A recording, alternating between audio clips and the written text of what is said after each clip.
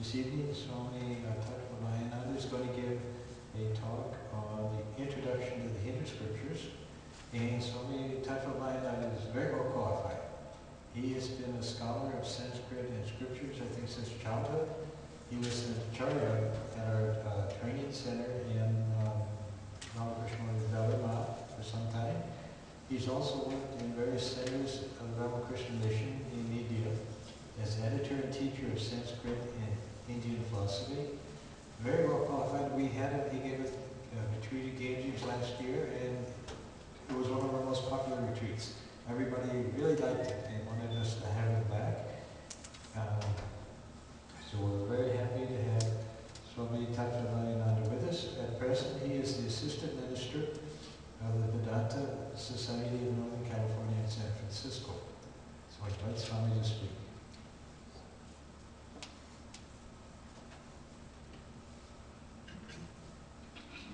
Yonda pravishya mamavacha vimam sanjeevayati akhila shakti dharaswadharma anyamscha hastacharana svanattvagadi pranan namo bhagavate purushaya. I bow down to the immanent, the omnipresent, transcendental reality that's the energizer and indweller in all beings in this creation. Om peace, peace, peace. Now, my topic here is a general introduction to Hindu religious and spiritual literature.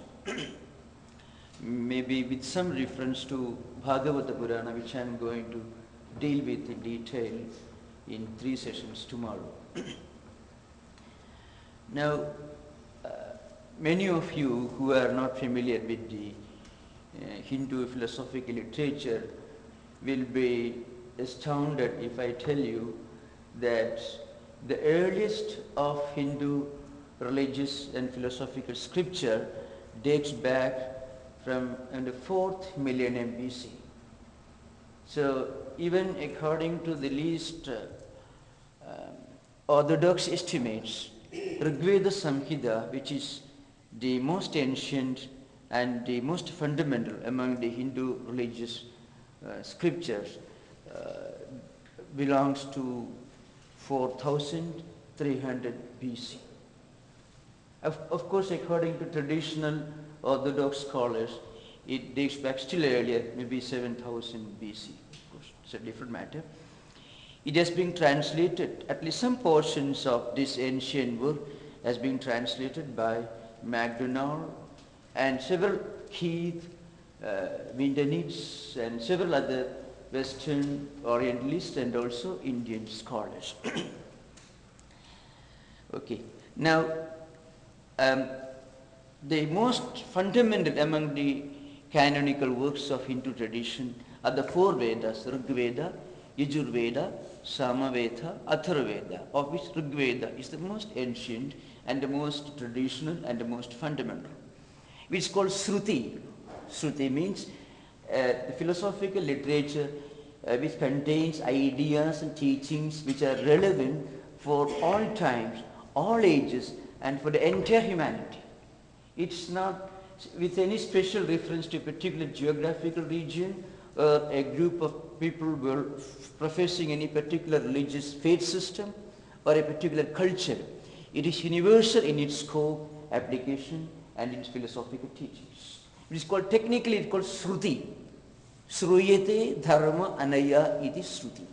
The fundamental scriptures which teach us how to live in this world, how to practice life in this world without forgetting the fundamental spiritual teachings. That's the definition of Shruti, the most fundamental scriptures.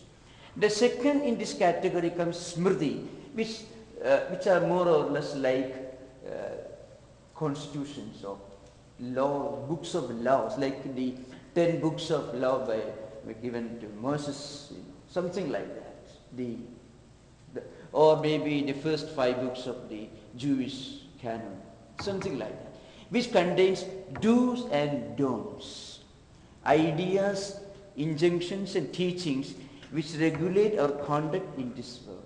what we must do, what we must not do, which are not of universal dimension, which have no universal application.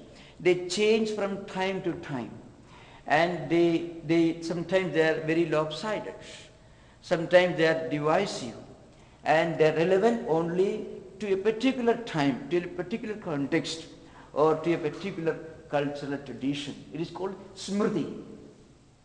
That's the second category. The first is Shruti or the Vedas, which contain the fundamental principles of life in this world, and also some of the deepest metaphysical and spiritual questions as to what is the fundamental goal of human existence. What's the purpose of human life? Why are we here? There are some people who can stand away from the instinctive flow of evolution and stop for some time, pause and ask the question, why am I here? How am I different from the members of the animal kingdom? What is the line of demarcation between human beings and the animal kingdom? Such fundamental ideas, spiritual, universal ideas are contained in the Vedas or Shruti, and at the same time, the next in importance and relevance comes Smriti, which are just books of law,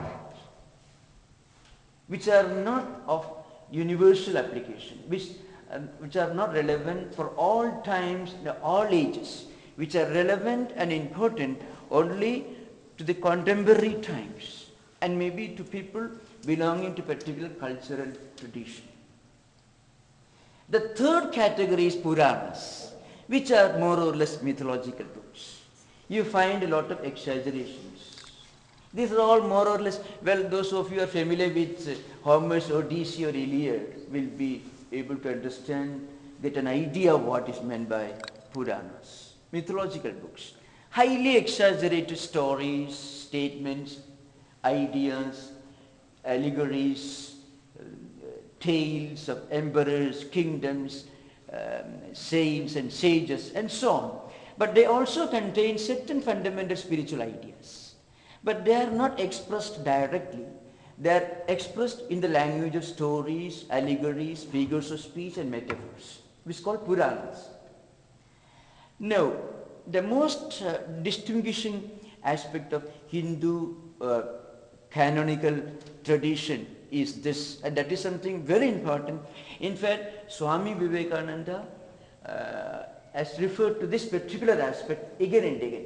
Swamiji says, whenever there is a conflict between the teachings of the secondary literature, like the books of law, Smriti or Puranas, and the teachings of the Vedas or Shruti, then you should discard the views of the secondary literature.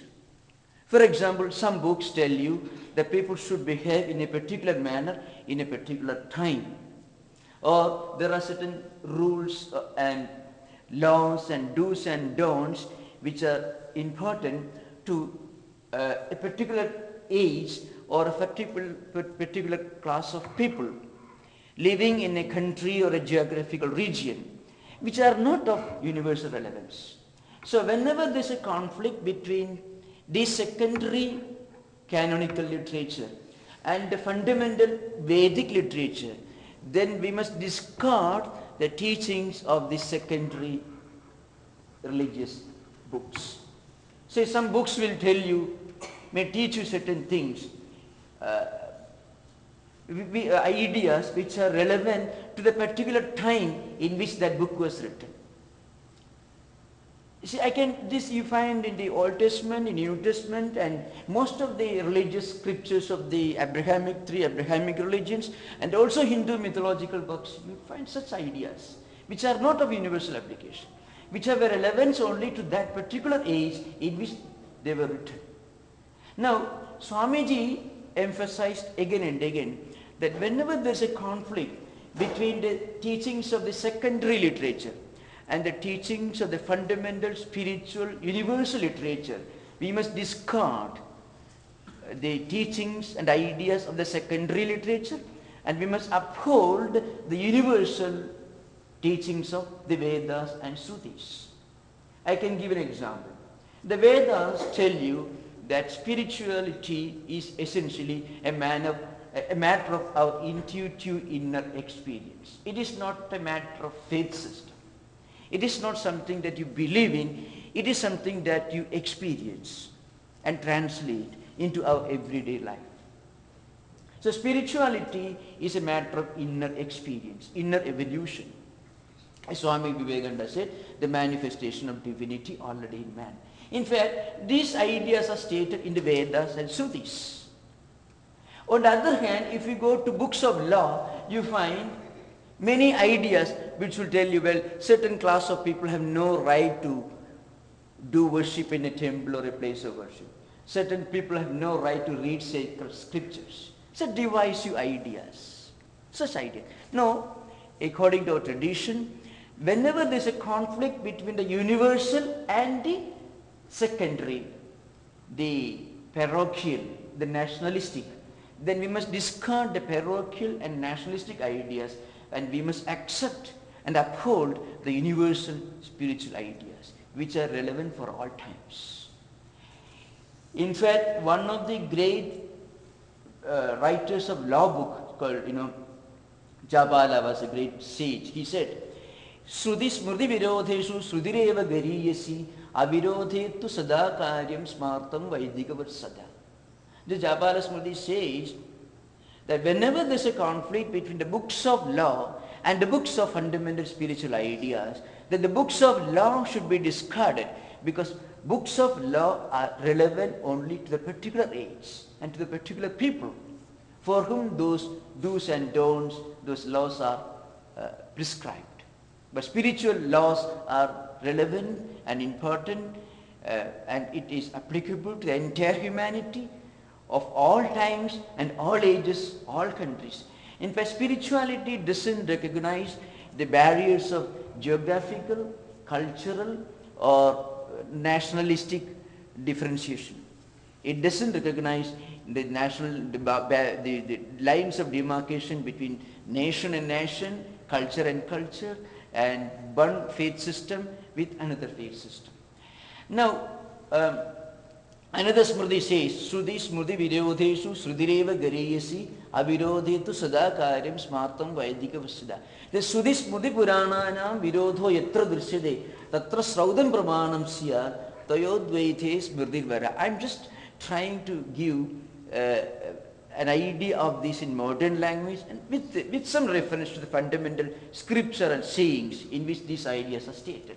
Vyasa was the author of Bhagavad Purana, which we are going to discuss tomorrow. Vyasa also wrote a great Smriti, a book of law, in which he said the fundamental books of Hindu tradition are 3 in number, the Shruti or the Vedas, the Smriti of the books of law, and the Puranas, which are all mythological books. Now he says, whenever there is a conflict between the fundamental spiritual ideas of Vedas or Shruti and the secondary details, secondary teachings enshrined in the books of law called the Smritis, we must discard the teachings of Smriti and we must uphold and consider to be authentic the teachings of the Vedas. And again he says, whenever there is a conflict between the teachings of the books of law, that is Smritis, and Puranas, we must discard the teachings of Puranas or mythological books and uphold the teachings of laws of books of law. Now, this is, I'm just giving an example. So, the fundamental books of Hinduism are divided into 3 categories. The first and the most authentic and the most universal, and which are as relevant today in the 21st century as they were relevant 7,000 years back. They are the Vedas, the Shrutis, which contain the fundamental spiritual and philosophical questions related to human existence. The fundamental ontological questions about the origin of the world, the nature of God, the nature of the absolute reality, and the fundamental goal of human existence, the fundamental ethical ideas, all these are contained in the Vedas, which are the most authentic among the canonical works of Hindu philosophical and spiritual tradition. The second, the books of law, which more or less correspond to the Mosaic books of law of the ancient Jewish tradition. And the third in importance is Puranas. Puranas are mythological books. In fact, tomorrow I am going to deal with one of the Puranas, Bhagavad Purana. Now, Bhagavad Purana has got a special importance because Bhagavad Purana contains a lot of mythological stories. You can read about kings and emperors living for thousands of years, sages meditating in the forest hermitages for 36,000 years. Now, these are all mythological stories, allegories, metaphors. But then behind these stories, there is a greater story, the fundamental spiritual truths for which these stories and mythological ideas play the role of just medium. Means these great spiritual ideas are expressed in the language of allegories and metaphors and mythological stories. But more than that, Bhagavad Purana addresses some of the most vital and fundamental questions of human existence. That's why it is so very important.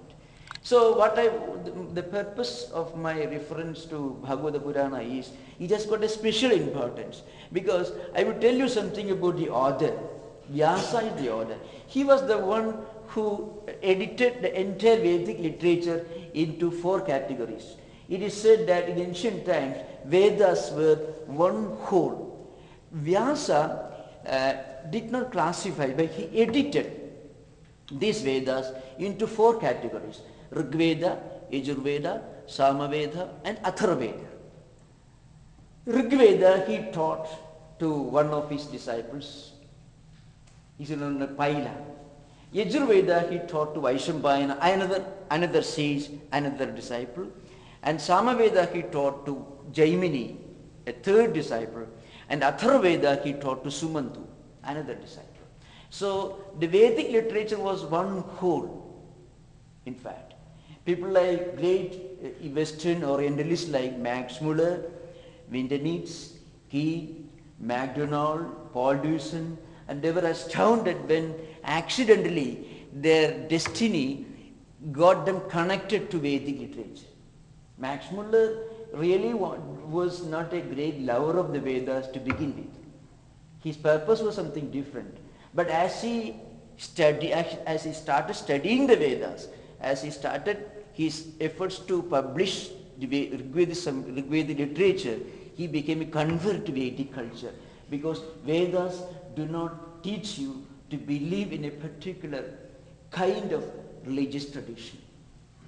It teaches you ultimately to believe in the existence of a universal cosmic spirit which is immanent in all of us and which is also omnipresent, all-pervading, and which is also transcendental. That was why great scholars like Max Muller was so much impressed. They were completely converted into great fans and devotees of Vedic culture and Vedic tradition. Now, in Bhagavad Purana, as I said earlier, Vyasa deals with one fundamental vital question. What are the spiritual truths, spiritual laws that we must practice? Books give you different rules and regulations. See, Mahabharata deals with dharma. Dharma is somewhat neutral. See, every person can have his own dharma, his own idea of good conduct. Even a criminal, if he gets a good attorney, can get his case defended effectively and he can come out scot-free. So every person can have his own idea of good conduct. But Vyasa addresses the question of what should a man or woman living in this world do to practice spirituality. How can he or she realize his supreme spiritual goal? how he should practice spirituality in day-to-day activities. That's called Bhagavata Dharma. Not real Dharma, the fundamental spiritual truths which Lord Krishna himself taught in his life, through his life and teachings.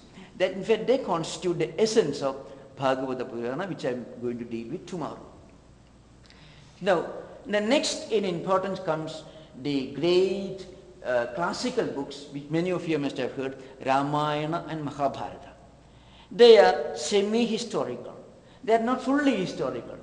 Mahabharata contains no less than 100,000 verses. In fact, the smallest version of Mahabharata contains about 100,000 verses. There are 3 important versions, and the largest version contains 145,000 verses.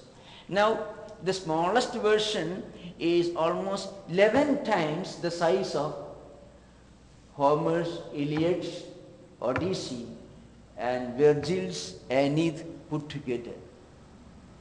Homer's great Greek classics, Odyssey and Iliad, which incidentally has many similarities with Mahabharata, so far as story goes.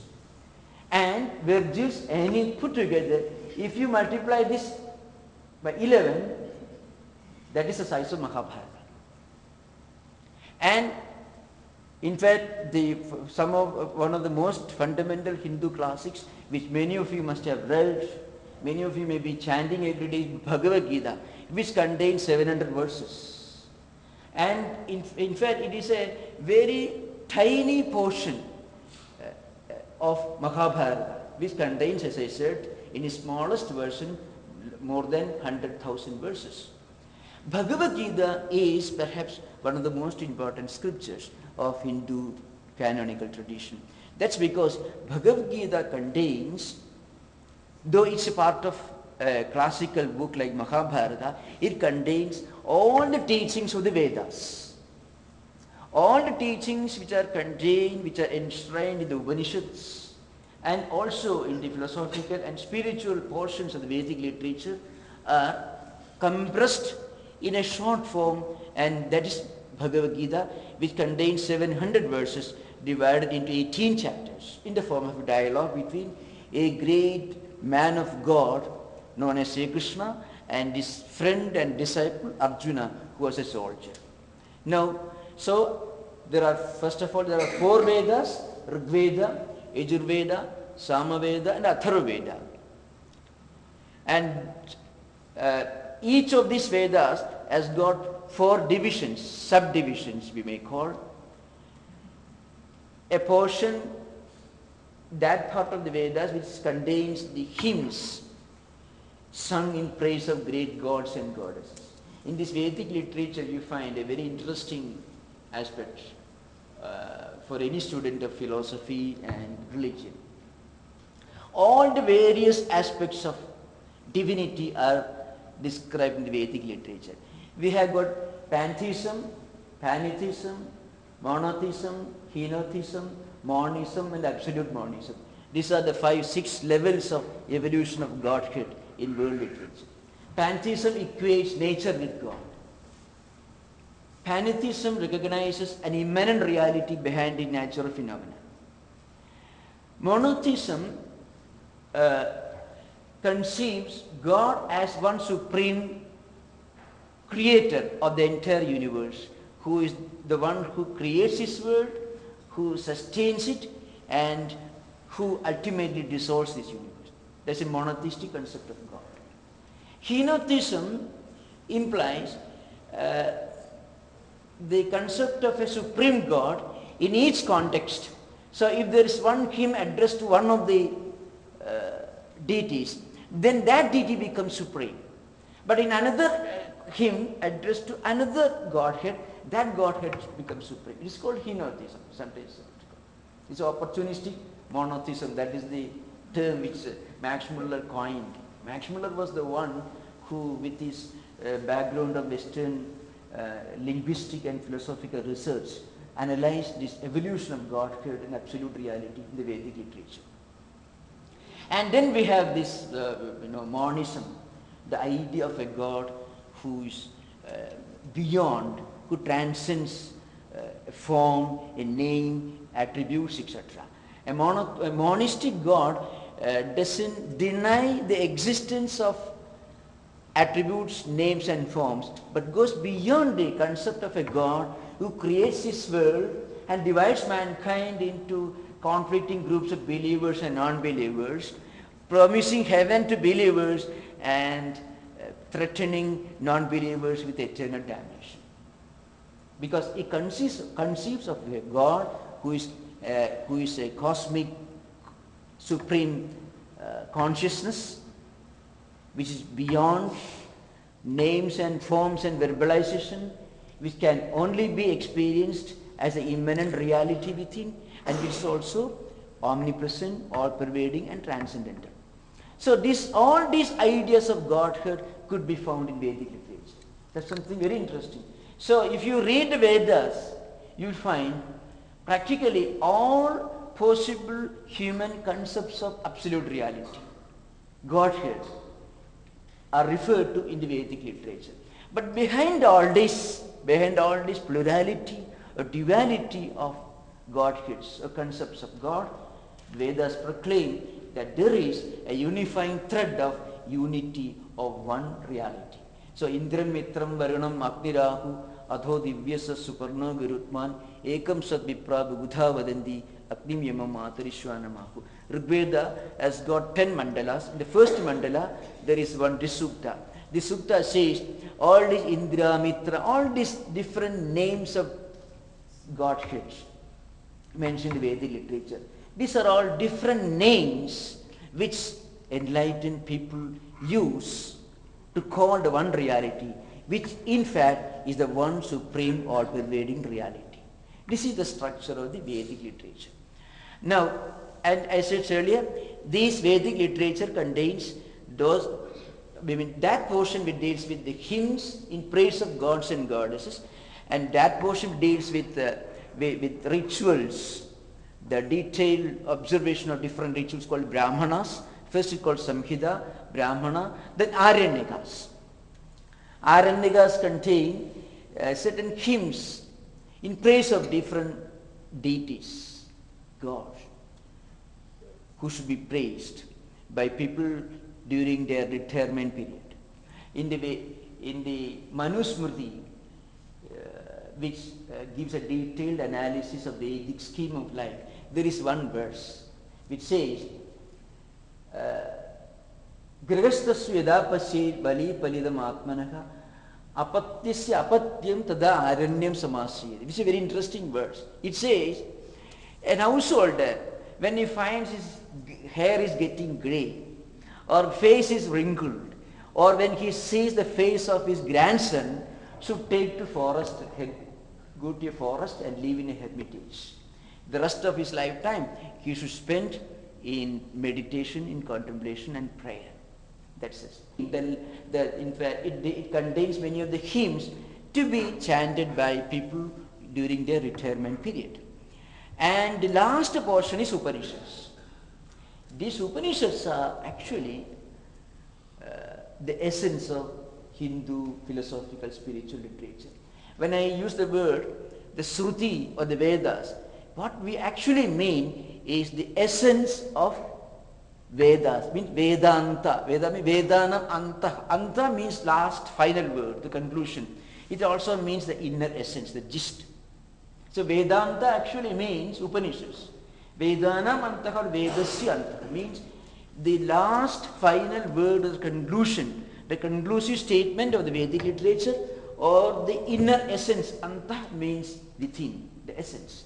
Now, Vedanta actually means Upanishads. It is this Upanishadic portion of the Vedas which actually asks the question, why am I here? What's the purpose of my life?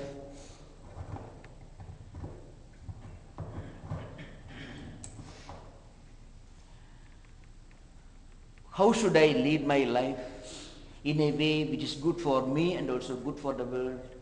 All these fundamental ideas of life, spiritual ideas, philosophical ideas, are depicted in the Upanishad literature.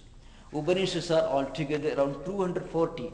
Right now, we know of 240 Upanishads. But all these 240 Upanishads are not available in the original Sanskrit form. Around 180 Upanishads are available.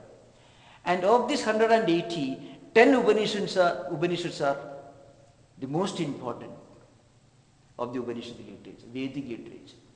Because they were commented upon by Shankaracharya. They were expounded by the great Shankaracharya, the greatest exponent of Vedantic tradition, who lived in the 8th century. He was born in 788 AD and passed away in 820, 32 years.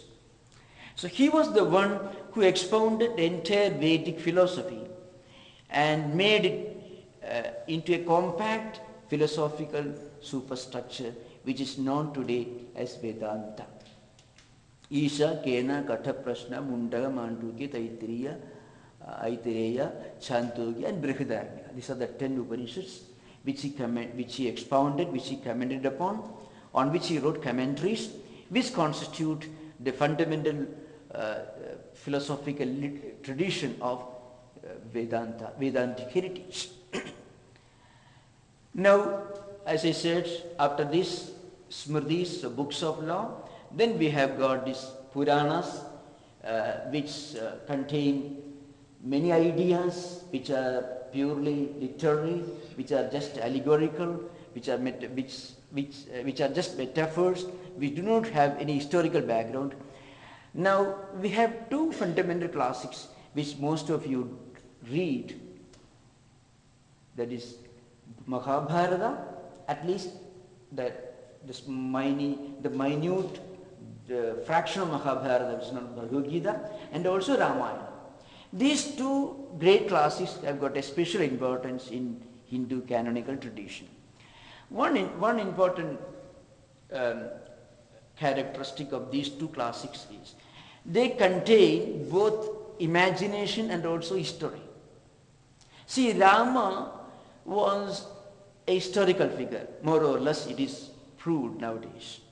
But the stories in which Rama's life is expounded or described in Ramayana may not be historically true 100%. There could be a lot of exaggeration. But there is no doubt that a great spiritual personality like Rama lived in this world. Now Mahabharata again. In Mahabharata also there is the story of Sri Krishna, who is one of the greatest teachers of Vedantic tradition in Hindu spiritual heritage. So they contain both the literary and also the historical aspects of religious tradition. They contain many cultural, many social, and many things related to how we must live a proper life in this world. Now I can give you a rough idea of the Hindu view of life, Hindu scheme of life expounded in the Vedic tradition. There is a convocation address in the Taittiriya Upanishad comes where a boy who has completed his education in the hermitage is about to go back to his home. In ancient times, children used to be sent to forest hermitages for education in Vedic law and Vedic way of conduct, how to become a responsible member of the family, a law-abiding citizen of the nation, and how to become a useful member of society. So there used to be an elaborate scheme of education and upbringing during the Vedic times. So there is a convocation address. It begins like this: Veda manucya acharya andevasanam anushasti satyam vada dharmam chara satyana pramadidavyam dharmana pramadidavyam. These are some of the teachings in the which are found in the entire Vedic literature. So after teaching the Vedas, the teacher gives an instruction to his disciple. So instruction: you should speak the truth and you should never deviate from the truth. And you should practice righteousness, you should never deviate from the path of righteousness. And then of course, there is a series of 4 important instructions which are maybe more relevant today than maybe those days. Madhudevo bhava, Pitrudevo bhava, Acharya devo bhava, Adithi devo bhava. Fundamental teachings. You should respect your mother, your father, your guest and your teacher as much as you revere God himself. This in essence is the teaching. Now, you can just imagine the Vedic scheme of life. First, the fundamental ethical teachings are given. You should speak the truth and you should never deviate from the path of truth. You should practice righteousness and you should never deviate from the path of righteousness. And then, a very important lesson which is closely related to family life. You should be respectful to your parents, to your guest, and also to your teacher. Now, in the Vedic tradition, in the Vedic heritage, the most respectable and the most important figure in domestic life was mother. Manusmriti says, there is a Upadhyaya Shatacharya Acharya tu Shadampida. Then you see, Sagasrena Adhigam Madhu Gauravena Adirichide. There is a famous verse in Manusmriti. These Smritis, these lawgivers, give detailed instructions as to how you must practice Vedic scheme of life. So Upadhyaya Shatacharya. Upadhyaya is a person who teaches one particular branch of Veda, or maybe chemistry or physics, whatever may be, not the whole literature. So you should respect your teacher who teaches you something, and you should respect a professor who teaches you one entire Veda, one whole branch of Veda. And the respect given to the professor or the teacher who teaches you, takes you through the whole Vedic scheme of life is 10 times the respect you give to somebody who teaches you one aspect of Vedic literature. So Vadhyaya Dashacharya, then Acharya to Shatampita. And you should respect, your respect for your father should be 100 times the respect you give to your professor. Because father teaches you something which a professor can never teach you in a university. Father teaches you not only information, but he gives you the culture which enables you to make proper use of the knowledge and wisdom and power that you get through your education. So the respect given to father should be 100 times the respect given to a professor. Then the second line says, Sahasrena adhigam matuhu gauravena atirichide. Your respect for your mother should be 1000 times the respect that you give to your father. Because it is mother who actually takes you by your hand when you are an infant and teaches you the fundamental aspects of life in this world. From mother you don't learn, you imbibe. It's also from father also. So that's why the first instruction given by a teacher who completes his education, to a disciple who completes his education and is about to go back to his home to start the life of an householder. The first instruction given to a boy who is going to marry and become a full-fledged member of society is Matrudevo Bhava. You should respect your mother as much as you respect God himself. It doesn't mean that you should worship her or set up a temple and put an image and worship. No, that's not the idea. The idea is your respect to your mother is an integral part of your own life. That's the idea. Now you can see Rama's respect for his parents and all the great teachers, spiritual teachers, prophets in their life have taught us how to lead a happy life in this world by combining spirituality and secular values. A synthesis of the best of the spiritual and the best of the secular. Second instruction is Pitrudevo Bhava. You should respect your father also. And then Acharya Devo Bhava.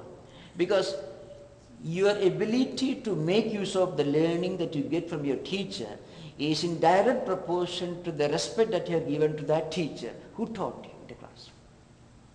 Otherwise, sometimes we may learn a lot, we may not remember on the right moment.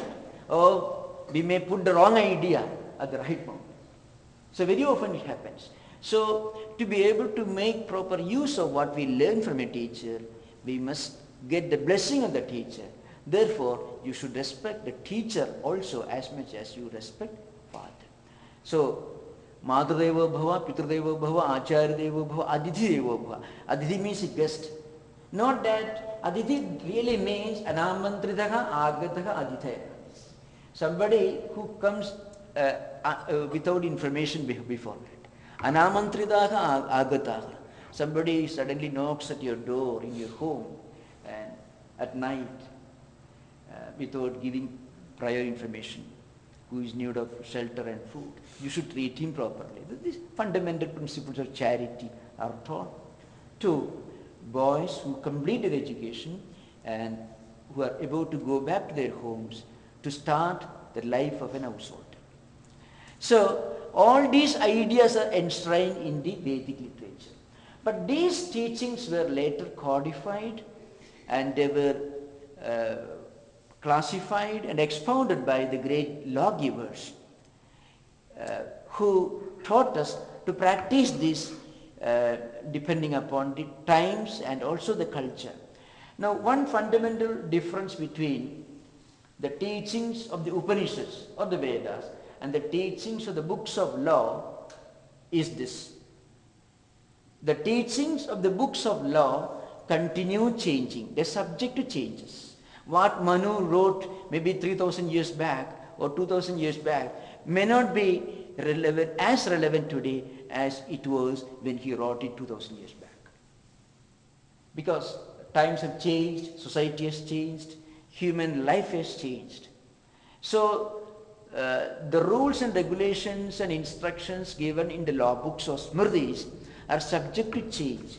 And again, they may not be as relevant to people living in this country as they were relevant maybe to people who lived in India 2,000 years back. So they are subject to change in terms of place, culture, tradition and also time.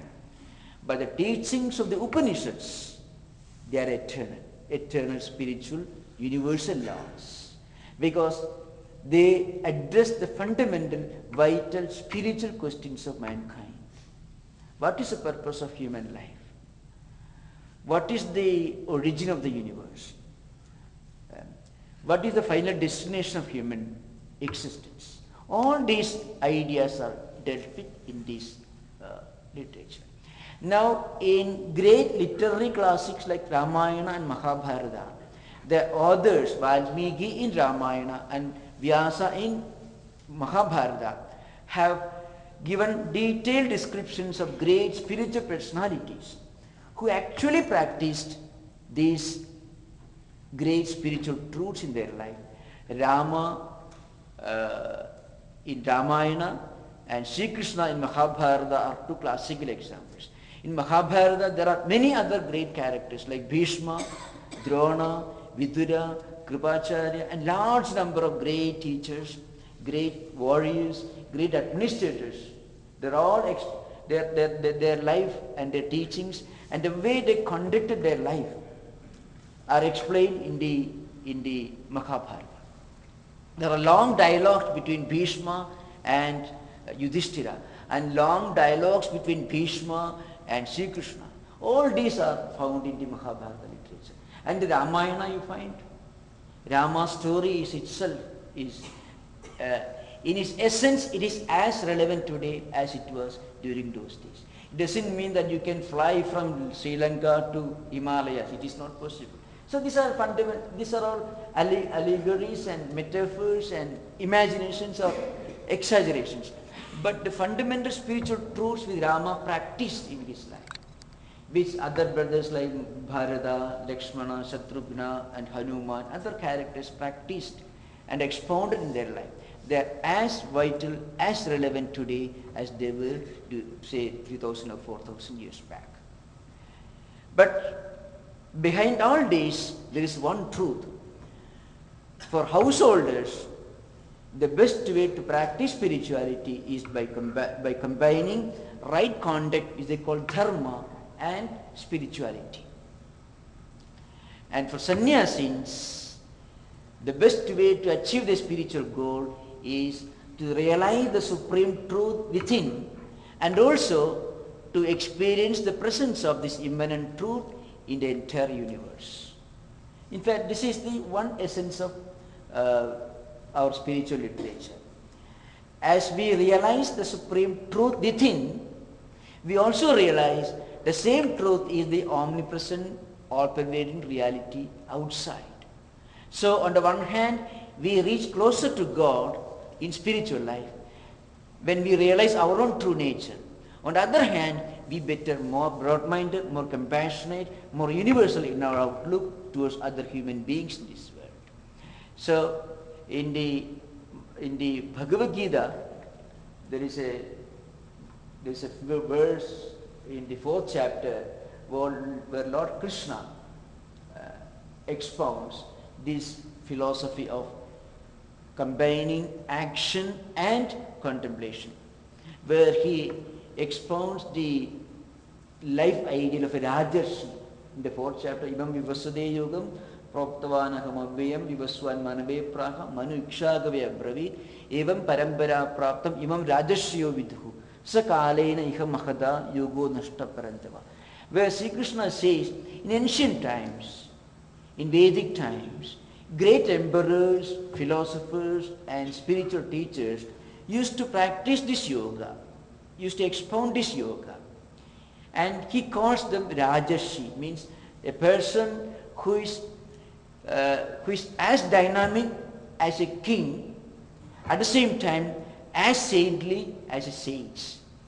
He has got the contemplative attitude of a saint, but has got the efficiency of a king. Confucius said, sagely within, kingly without. Combination of efficiency and also tranquility within. Now, the whole Mahabharata and Ramayana is full of great characters who are role models in combining the secular and the spiritual values in their life. Dilipa and Rishabha, Jadabharata, a number of such kings and emperors are mentioned, and also great sages are mentioned in the entire Puranic literature, who combined in their life the secular efficiency, the kingly efficiency, and the sagely quietude or contemplative nature of great sages. So I've just tried to give you just a bird view of some of the fundamental scriptures of Hindu tradition, and I shall say a few more words about the Bhagavata Purana and its place in Hindu canonical literature, which, we are going to discuss this subject in detail tomorrow. As I said, Puranas are half mythological. There is nothing much historical about it. But behind all these mythological stories and allegories and metaphors, there are great spiritual truths which are expounded, which are the connecting thread behind all these stories. These Puranas are altogether 36 in number.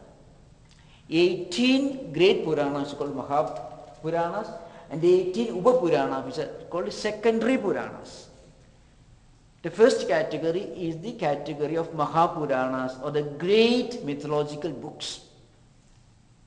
And the second category are the 18 Upa-Puranas, second. So 18 plus 18, altogether 36 great mythological books are found.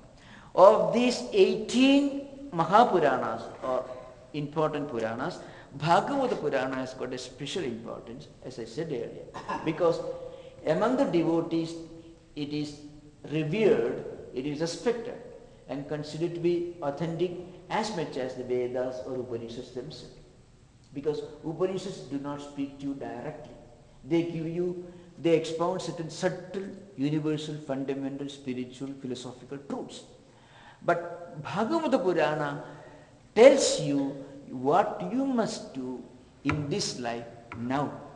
How you can combine spirituality with your day-to-day activities, whether you are an housewife, whether you are a professional, whether you are a farmer, you are an IT man, whoever may be, a scientist, whoever may be, you are a farmer, anybody who lives in this world, whatever may be the profession, whatever religious tradition he may follow, can practice spirituality, can combine spirituality with their day-to-day duties and responsibilities. This important subject is discussed in great detail in the Bhagavad Purana. So it doesn't just give you a number of instructions and ideas, and it doesn't just present a great number of philosophical truths, but rather it tells you what you must do in this life, in the midst of all your day-to-day activities, duties and responsibilities. How we can combine spiritual activities, spiritual ideas along with our day-to-day struggles and responsibilities. How can spiritualize our day-to-day duties and responsibilities, whatever may be. How we can just make the secular merge with the spiritual. How we can spiritualize the secular life that we are leading. How we can spiritualize the secular. This is the vital uniqueness of Bhagavata as a spiritual literature, and it is considered to be the most important devotional classic by the Vaishnavas, by the devotees who follow the path of Lord Mahavishnu, Lord Sri Krishna, because it is very direct, and it addresses the hearts and souls of devotees, no matter what profession they are practicing. They may not necessarily be living in the forest and doing meditation and worship and prayer, being engaged in prayer all the time. They may be busy in their household duties and responsibilities. Still, in the midst of all this, they can spiritualize their whole life and convert their whole scheme into a spiritual sadhana, so that every act becomes an act of worship. Every moment becomes an act of meditation. The whole world becomes a temple. Whole life becomes spiritual, and the secular merges with the spiritual.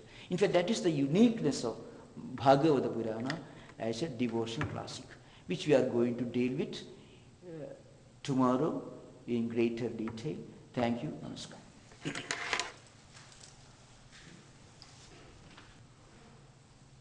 Respected Swamiji's, devotees, friends,